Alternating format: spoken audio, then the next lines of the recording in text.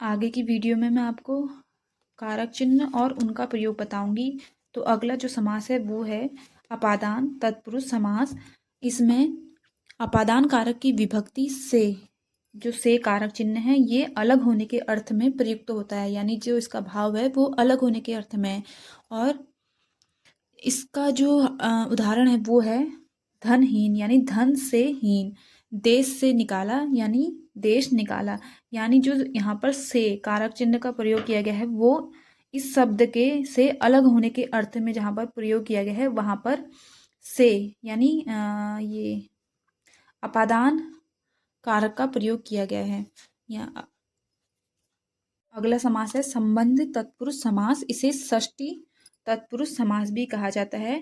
इसमें संबंध कारक की विभक्ति जो है का, के, की, इसमें लुप्त हो जाती है। इसका जो उदाहरण है राजपुत्र, यानी राजा का पुत्र।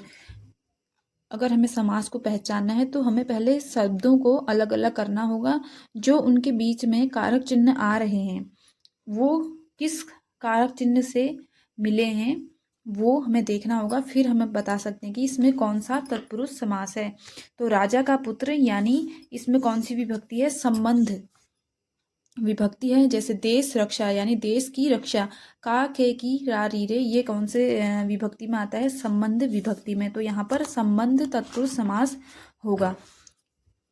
अगला है अधिकरण तत्पुरुष समास। इसे सप्तमी तत्पुरुष भी कहा जाता है।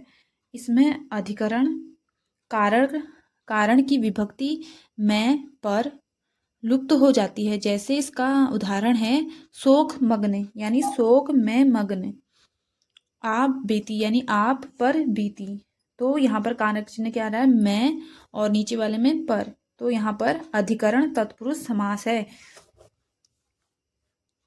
इसमें कुछ अन्य भेद भी हैं, जैसे नए समास, जिसमें प्रारंभ में अ, अन, न, गैर, ना आदि उपसर्ग लगे हों, वहां पर नए समास होगा। जैसे अधर्म, इसके जैसे कुछ अपवाद होते हैं, तो इसी प्रकार से इन समासों में भी अपवाद है। जैसे नए समास कहाँ पर होगा? इनके अलावा। नए समास जिसमें प्रारंभ में अ होगा, अन होगा, न होगा, गैर होगा या ना होगा, आदि उपसर्ग लगे हों। उपसर्ग जो है आगे से लगते हैं और प्रत्यय जो है शब्द के पीछे से होगा। तो जिन शब्दों में ये उपसर्ग प्रयोग किए गए हैं वहां पर आप समझ जाना कि नए समास है। यानी इसका उदाहरण है अधर्म, अनहोनी, अनसुना। जहाँ पर निषेध सूचक यानी नकारात्मकता हो वहाँ पर नए समास होगा। यानी नए समास को पहचानने के लिए आपको न यानी नकारात्मकता का भाव जहाँ पर होगा वहाँ पर नए समास होगा। अगला है इसमें उपवाद। अगला है प्रादि तत्पुरुष, यानी जहाँ पर प्र शब्द, जो प्र उपसर्ग है वहाँ पर, जहाँ पर प्रमाण, यानी यहाँ पर प्रादि तत्पुरुष समास है। प्रचलित, यानी प्र उपसर्ग का जहाँ पर प्रयोग हुआ है वहाँ पर प्रादि तत्पुरुष समास होगा।